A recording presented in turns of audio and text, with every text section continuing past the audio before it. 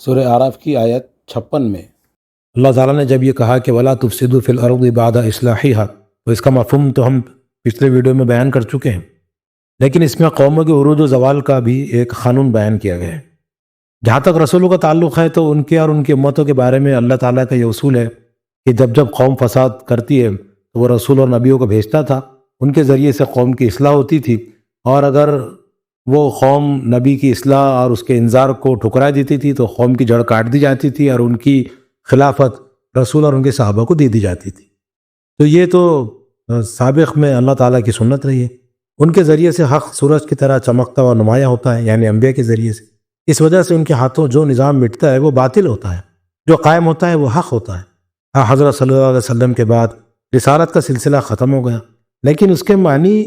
یہ نہیں ہے کہ آج قوموں کے عروج و زوال کے معاملے میں قدرت کا قانون بدل گیا۔ آج بھی اگر کوئی قوم مٹتی ہے تو اتفاق سے نہیں مٹتی، اور اگر کوئی قوم عروج پر آتی ہے تو اتفاق سے نہیں آ جاتی، بلکہ ایک کے زوال اور دوسرے کے عروج میں اصلاً اخلاقی عوامل ہی کام کرتے ہیں۔ لیکن کسی قوم کا چند زندگی بخش عوامل اخلاقی کے سہارے عروج پر آ جانا ایک اور چیز ہے، اور کسی نظام کا حق ہونا ایک دوسری چیز۔ کسی قوم کا عروج اس بات کی دلیل تو ضرور ہے کہ اس کے اندر مغلوب اور مفتوح قوم کے مقابل میں زندگی بخش عوامل اخلاق زیادہ ہیں،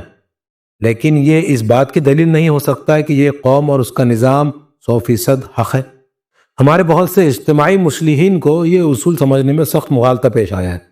جس کے سبب سے وہ افراط اور تفریط میں مبتلا ہو گئے۔ جو لوگ قومی تعصب میں مبتلا رہے انہوں نے ہمیشہ غالب قوم کے غلبے کو اس کی چیرہ دستی، قیادی اور سازشوں پر محمول کیا، اور کہا کہ یہ تو سازشوں سے یہ قوم غالب آ گئی۔ وہ اپنے تعصب کے سبب سے نہ تو اس اخلاقی برتری کو دیکھ سکے جو غالب قوم کے اندر موجود تھی،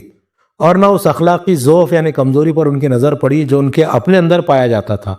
اسی طرح جو لوگ مرغوب ذہن کے تھے انہوں نے ہر غالب کے غلبے کو اس کے برحق ہونے کی دلیل سمجھا، اور اس کے ہاتھوں جو فساد و باطل بھی دنیا میں برپا ہو گیا اسی کو نظام حق سمجھ کر اس کے گن گانے لگیں۔ اس افراط اور تفریط کا اثر قوموں کی تاریخ پر یہ پڑا کہ وہ بالکل غلط طریقے پر مرتب ہو گئی، جس سے صحیح نتائج نکالنا اور ان سے اجتماعی اسلام میں فائدہ اٹھانا ناممکن ہو گیا۔